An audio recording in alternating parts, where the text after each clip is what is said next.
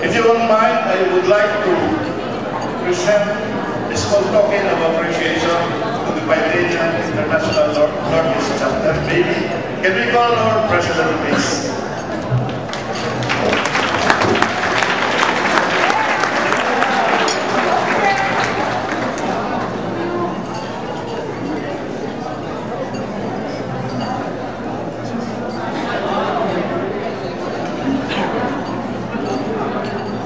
On behalf of the municipality of Paite, we would like to present a small token of appreciation to Paite International Northeast Chapter for their hospitality and forwarding to us.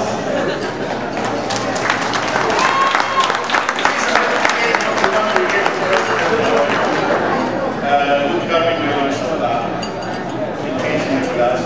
So this is a limited edition from the first visit. Thank you very much.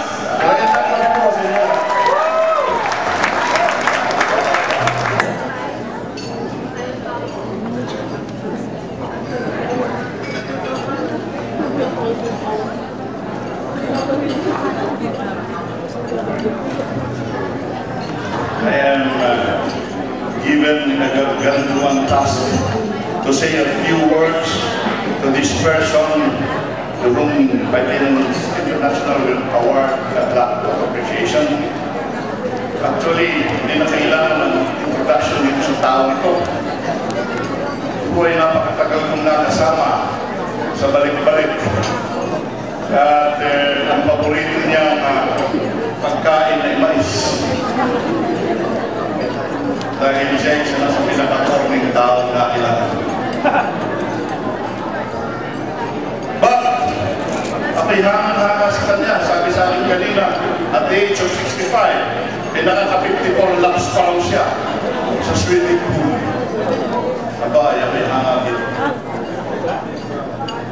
And the next big affair in Paite, I don't know when, but for sure within my 3 years tenure, I will personally recommend this person to receive the most coveted award, the Outstanding Living Paitenian of Paite, because of his very commendable accomplishment in almost single-handedly producing the memorabilia. Hindi basahin mo na yung award. Award of recognition presented to Fred and Mula Cagayan for your untiring dedication to make them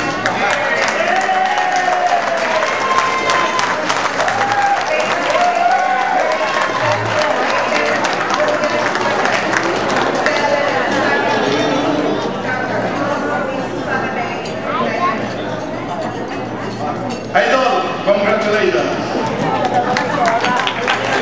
Dalapakan natin si Fred at si Cora.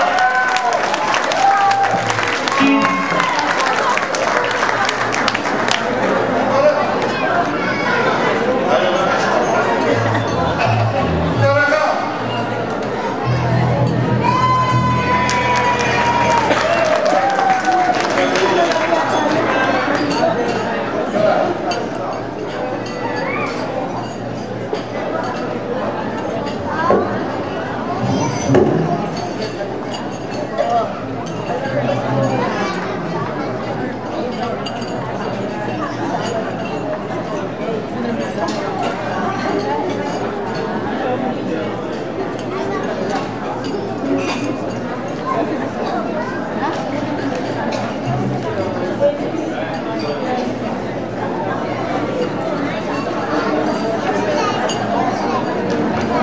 Award.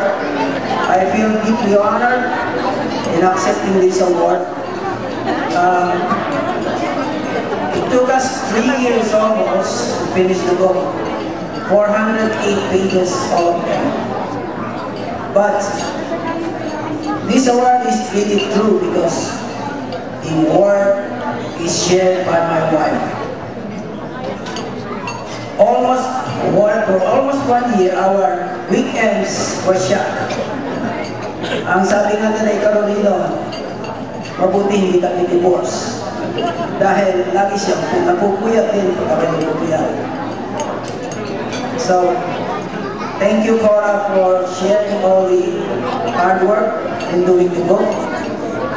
And this is not, also this is not for the two of us, because this is a project of the Northeast chapter. And if you read in the book, there is an acknowledgement section listing all those people who helped us. Except, there were a few left out, yung mga pahabol. Like those who helped Raul Roque in the final proofreading and editing of the book. They call themselves the Rainbow Coalition. Sina Amor Cagastian, Laura Luc Cadawas, si Rudy Bardi Cantos, si Saida, saka si Baltimore Payatasi. And also, we thought our work was finished.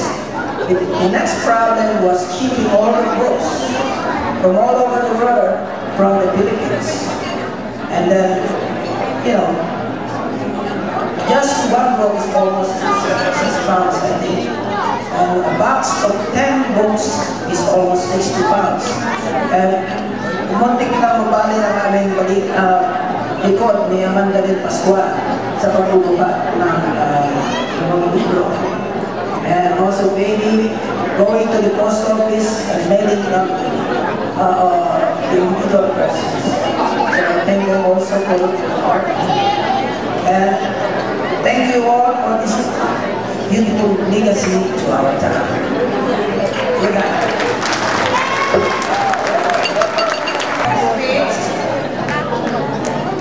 So I just would like to thank everyone for coming here and just enjoy the night. Dance, dance, dance. Before we end up, I would like to take this opportunity to those who are celebrating their birthdays tonight. I would like to greet the